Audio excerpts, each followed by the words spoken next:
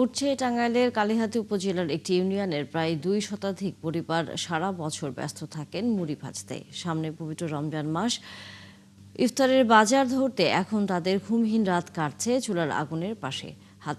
তাদের হাতে তৈরি মুড়ি এখন যাচ্ছে দেশের বিভিন্ন প্রান্তে। এম এ রাজ্জাকের তথ্য ছবিতে বিস্তারিত।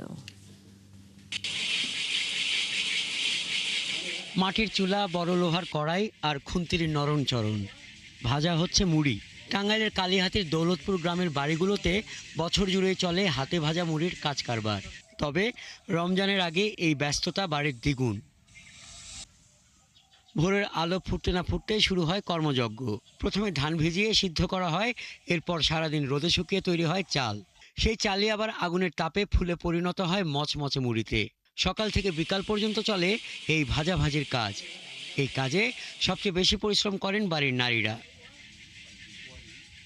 গ্রামটিতে বছর জুড়ে মুড়ি ভাজার কাজ চললেও রমজানে মুড়ির চাহিদা বেড়ে যাওয়ায় কাজের পরিমাণও বাড়ে। দেশের বিভিন্ন জেলা থেকে পাইকাররা এসে কিনে নিয়ে যান এই মুড়ি। মুড়ি প্রস্তুতকারকরা বলছেন, পরিশ্রমের তুলনায় লাভ খুব বেশি নয়। কাঁচামালের দাম বৃদ্ধি ও পরিবহন খরচ বাড়ায় তারা ন্যায্য মূল্য থেকে বঞ্চিত হচ্ছেন। ব্যবসাদার আমল থেকে এই মুড়ি বাজার প্রচলন ছিল, আগে তো অনেক বেশি ছিল। আমি যে মিলমা না মানে আঙ্গুর মুড়ির চাহিদা গেছে কইমা। এক মুন ধানের মুড়ি যদি বিক্রি করি তাতে 500 টাকা থাকে। ছেলেরা বাইরে কাজ করে, এতে মেয়েদের অনেক উপকার হয়, যে ছেলেদের পাশাপাশি তারাও এই কাজটা করতেছে। বালুদা হাতে বাজে গৃহস্থর মতো মুড়িগুলা খাইতে খুব সুস্বাদু। আর এই মুড়িগুলো আমি সিরাজগঞ্জ নিয়ে বিক্রি করি।